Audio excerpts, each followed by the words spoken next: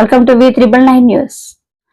ఎన్నికల మేనిఫెస్టోపై దమ్ము ధైర్యం ఉంటే చర్చకు రావాలని మాజీ ముఖ్యమంత్రి జగన్ ఎమ్మెల్యే గంట శ్రీనివాసరావు సవాల్ విసిరారు. ఎన్నికల్లో ఇచ్చిన హామీలను ఇప్పటికే 80% పైగా తాము అమలు చేశామని, 80% హామీలు నెరవేర్చేదని లేదని నిరూపిస్తే రాజకీయాల నుంచి శాశ్వతంగా తప్పుకుంటానని అన్నారు. ఈ మ్యాట్లు కానీ లేకపోతే టీషర్ట్స్ కానీ ఇక అక్కడ ఏర్పాటు చేసిన టాయిలెట్స్ కానీ ఒక్కొక్క కంపార్ట్మెంట్కి ఎంతమంది ఆఫీసర్లు పెట్టారు, ఎంతమంది వాలంటీర్స్లు పెట్టారు, ఈచ్ కంపార్ట్మెంట్ ఎంతమంది పెట్టుకోవాలి, దానికి సంబంధించిన ఏర్పాట్లు ఏంటి, ఇవన్నీ కూడా చాలా మెటిక్యులస్గా ప్లాన్ చేసి ఇవన్నీ కూడా చేస్తూ ఉన్నారు. అంటే ఒక చిన్న ఉదాహరణ ఏంటంటే భీమిలి నియోజకవర్గం మరి ఎక్కువ స్ట్రెచ్ ఉంది మన నియోజకవర్గంలోనే.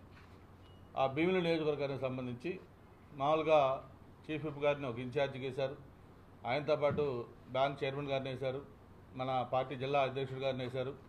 వీళ్ళందరితో పాటు మళ్ళీ మన సాయంత్రం నుంచి మినిస్టర్ నారాయణ గారిని కూడా ప్రత్యేకంగా దానికి కోఆర్డినేటర్గా వేయడం జరిగింది.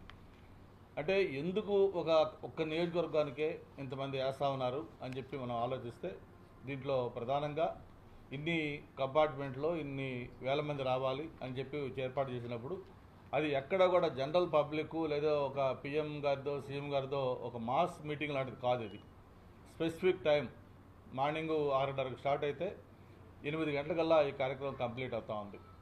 ఆ స్పెసిఫిక్ టైంలో ఏదైతే వాళ్ళ కంపార్ట్మెంట్ క్రియేట్ చేశామో ఆ కంపార్ట్మెంట్లో వాళ్ళకి ఇచ్చిన మ్యాట్లో ఆ టీషర్ట్స్ వేసుకొని ఆ క్యూఆర్ కోడ్తో కూడా చేసుకొని ఒక స్పెసిఫిక్ టైంలో చేయాల్సిన కార్యక్రమం. అందుకోసం మనం మొత్తం సచివాలయం ఒక యూనిట్గా తీసుకున్నాం. ప్రతి నియోజకవర్గంలో ఎన్ని సచివాలయాలు ఉన్నాయి, ఆ సచివాలయం పరిధిలో ఎంతమంది మొబిలైజ్ అవుతారు, దానికి సంబంధించిన ట్రాన్స్పోర్ట్ ఏంటి, అవి ఎలా కోఆర్డినేట్ చేసుకోవాలి, దీనికోసం అని చెప్పని ఒక డీటెయిల్డ్గా ఎక్సర్సైజ్ కూడా చేయడం జరిగింది. ప్రతి బస్సుకు కూడా ఒక 3 గవర్నమెంట్ సైడు దానికి కోఆర్డినేటర్స్ ఉంటున్నారు. ఆర్పీ కానీ లేకపోతే ఒక ఫుడ్ కేర్ టేకర్ కానీ బస్సులో ఎక్కించేదానికి ఒక వ్యక్తి కానీ మొత్తం 3 గవర్నమెంట్ సైడ్ ఉంటున్నారు. వీళ్ళు కాకుండా మాకు పొలిటికల్ సైడ్ అయితే తెలుగుదేశం ఆర్ జనసేన లేకపోతే బీజేపీ ఎవరైతే అక్కడ యాక్టివ్గా ఉన్నారో అటువంటి వాళ్ళు ఒక వ్యక్తి మళ్ళీ వాళ్ళు పార్టీ సైడ్ నుంచి ఒకరు ఉంటున్నారు. అంటే ప్రతి బస్సు దగ్గర కూడా 4 మొత్తం దాన్ని కోఆర్డినేట్ చేసుకుంటారు. ఆ బస్సులో ఎంతమంది రావాలి, వాళ్ళు ఎక్కడికి వెళ్ళాలి, ఎక్కడ దిగాలి, మళ్ళీ వాళ్ళని తిరిగి బస్సులలో ఎక్కించి పంపించాలి, వాళ్ళకి కావాల్సిన మంచినీళ్ళ బాటిల్ ఏంటి, లేకపోతే ఇవన్నీ ఇస్తూ ఉన్నాం, glucose, good day biscuit, Britannia cake, చెక్కి, వాటర్ బాటిల్తో పాటు అరటిపండు, ఇవన్నీ వాళ్ళకి అందజేయటాలు, వీటిలన్నింటికి సంబంధించి కూడా ఒక కోఆర్డినేటర్లుగా పెట్టడం జరిగింది. వీటితో పాటు మళ్ళీ మా ఇన్ఛార్జి గారు ఆంజనేయులు గారు వచ్చిన తర్వాత దీంతోపాటు ఇంకొంచెం బెటర్గా చేద్దామన్నగారు మనం ఒక సచివాలయానికి 2 సీనియర్ నాయకులను ఇన్ఛార్జీలుగా పెట్టమని చెప్పారు. మొత్తం మాకు 127 సచివాలయాలు మన దగ్గర ఉంటే ఈ 127 సచివాలయాలకు సంబంధించి 254 మందిని ఒక సీనియర్ నాయకులు జనసేన, టీడీపీ, బీజేపీలో ఉన్న ముఖ్యమైన నాయకుల్ని కోఆర్డినేటర్గా పెట్టుకుంటే వాళ్ళు ఆ సచివాలయానికి 8-9 బస్సులు ఇస్తున్నారు ఒక సచివాలయానికి. ఆ మొత్తానికి సంబంధించిన టోటల్ మొబిలైజేషన్ సంబంధించి అన్నీ కూడా కోఆర్డినేట్ చేసుకోవడానికి వాళ్ళని కూడా పెట్టడం జరిగింది. అంటే ఇవన్నీ కూడా నేను ఎందుకు చెప్తా ఉన్నానంటే రేపు జరిగే కార్యక్రమం అనేది ఒక హిస్టారికల్ ఈవెంట్ కాబోతా ఉంది. ఇది వైజాగ్ వేదిక కాబోతా ఉంది. వైజాగ్ అంటే మీకు తెలుసు, నేను ఫస్ట్ నుంచి కూడా చెప్తా ఉన్నాను మీకు, సిటీ ఆఫ్ డెస్టినీ, ఒక పీస్ఫుల్ సిటీ, మరి ఎటువంటి క్రమశిక్షణతో ఉండేవాళ్ళు, పబ్లిక్ అంతా డొసైల్ పీపుల్, ఒక లా అబైడింగ్ పీపుల్, అటువంటి ప్రాంతంలో ఇటువంటి హిస్టారికల్ ఈవెంట్ అయితే బాగుంటుందని చెప్పని ప్రధానమంత్రి గారు, ముఖ్యమంత్రి గారు అనుకోవటం, దానికి ఈ వేదికగా సెలెక్ట్ చేయటం మనందరి యొక్క అదృష్టం. ఇది ఒక గిన్నిస్ వరల్డ్ బుక్ ఆఫ్ రికార్డ్స్లో రేపు సంఘటన నమోదు కాబోతా ఉంది. ఆ దాంట్లో మనం అందరం కూడా భాగస్వామ్యం కావటం, అటువంటి ఒక హిస్టారికల్ సంఘటన వైజాగ్ వేదిక కావటం కూడా చాలా సంతోషం. మరి వైజాగ్లో పీపుల్ రిప్రజెంటేటివ్ ఉన్న మీ అందరికీ మనందరికి కూడా ఇది ఒక గర్వకారణం కాబట్టి ఇది ఎక్కడ ఎటువంటి చిన్న సంఘటన కూడా ఇబ్బంది లేకుండా మొత్తం అన్నీ కూడా సజావుగా సాగేటట్టుగా అందరం కూడా ఉండాలని సహకరించాలని కూడా కోరుకుంటూ, దీనికి సంబంధించి కార్యక్రమం కూడా ఒకసారి చూస్తే గౌరవ ప్రధానమంత్రి గారు కూడా దీనికి రేపు సాయంత్రమే విశాఖపట్నం వస్తూ ఉన్నారు. 6:45 ప్రధానమంత్రి గారు విశాఖపట్నం చేరుకుంటారు.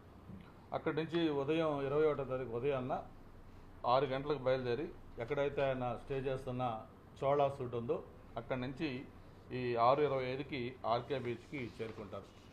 ఆయనతో పాటు కేంద్ర ఈ యోగా సంబంధించిన మంత్రి గారు, మన ముఖ్యమంత్రి గారు, ఉప ముఖ్యమంత్రి పవన్ కళ్యాణ్ గారు నలుగురు కూడా అక్కడికి చేరుకోవడం జరుగుతూ ఉంది.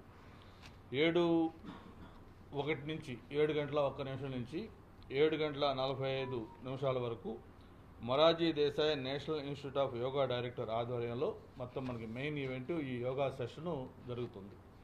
ఈ యోగా సెషన్ అయిన తర్వాత అక్కడి నుంచి 8 గంటలకి బయలుదేరి ఏయు ఇంజనీరింగ్ కాలేజ్ గ్రౌండ్స్కి ఏదైతే అక్కడ ట్రైబల్ విద్యార్థులందరితో కూడా కలిపిన 25,000 మందితోటి సూర్య నమస్కారాల్లో గిన్నిస్ రికార్డు ఏదైతే చేశారో ఆ 25,000 మంది ట్రైబల్ విద్యార్థులతోటి ఇంజనీరింగ్ కాలేజ్ గ్రౌండ్స్లో ప్రధానమంత్రి గారు పాల్గొంటారు. వాళ్ళకి కూడా వాళ్ళ దగ్గర నుంచి స్వాగతం తీసుకొని అక్కడి నుంచి బయలుదేరి ఆయన మళ్ళీ చోళాకి బయలుదేరి వెళ్ళిపోతారు. ప్రధానమంత్రి గారి మెయిన్ టోటల్ ప్రోగ్రామ్ ఇది. దీంట్లో ఇప్పటికే చెప్పాను మీకు ఇందాక, ఎంటైర్ క్యాబినెట్ అలాగే అధికార యంత్రాంగం మొత్తం కూడా కంట్రోల్ రూమ్ పెట్టుకొని దాన్ని క్లోజ్గా మానిటర్ చేస్తూ ఉన్నారు. దీనికి సంబంధించి ట్రాన్స్పోర్ట్, బస్సులు ఏ విధంగా ఇచ్చారు అవన్నీ కూడా మీకు ఆల్రెడీ ఇప్పటికే అధికారులందరూ కూడా మీకు బ్రీఫ్ చేశారు కాబట్టి దాన్ని మళ్ళీ నేను చెప్పదలుచుకోలేదు. ఈ ఏర్పాట్లన్నీ కూడా దాదాపు పూర్తిగా వచ్చాయి. మళ్ళీ ఇప్పుడు ప్రెస్ మీట్ అయిన తర్వాత మేమందరం కూడా ఫీల్డ్లోకి వెళ్తా ఉన్నాం. అలాగే వాళ్ళందరూ కూడా ఎలా చేయాలంటే ఈ విధంగా ఈ జరిగే ఎల్లుండి యోగా గ్రాండ్ సక్సెస్ కావాలని మనస్ఫూర్తిగా కోరుకుంటూ మీ సహకారం కూడా దీంట్లో అందించాలని కోరుకుంటూ మరి ఏదైతే రేపు జరిగే కార్యక్రమానికి పరిశీలనకు వచ్చిన మా ఆంజనేయులు అన్నయ్య గారికి అలాగే శ్రీధర్ గారికి మల్లికార్జున గారికి ప్రత్యేకంగా ధన్యవాదాలు చేస్తూ మరి మన వారం నుంచి కూడా మాతో పాటు సందీప్ కూడా జనసేన పార్టీ నుంచి ఈ ప్రతి దీంట్లో కూడా తను సహకారం అందిస్తూ ఉన్నాడు. తనకు కూడా ప్రత్యేకంగా ధన్యవాదాలు తెలియజేసుకుంటూ మరి నిన్న జగన్మోహన్ రెడ్డి గారికి సంబంధించి ఆయన పర్యటన, అక్కడ చేసిన కామెంట్లు అవన్నీ కూడా మనం చూస్తూ ఉన్నాం. దాని మీద మా ఆయన ఆంజనేయులు గారికి డీటెయిల్గా మాట్లాడతారు. నేను ఒకటే మీకు తెలియజేస్తా ఉన్నాను, మొన్న 12వ తారీఖున ఈ ప్రభుత్వం ఏర్పడి 1 year అయిపోయింది. ఒక ప్రజల ఆకాంక్షలకి ఆశలకు అనుగుణంగా ఏదైతే ఎన్నికల మేనిఫెస్టోలో చెప్పామో దాదాపు ప్రతి అంశాన్ని కూడా అమలు చేస్తూ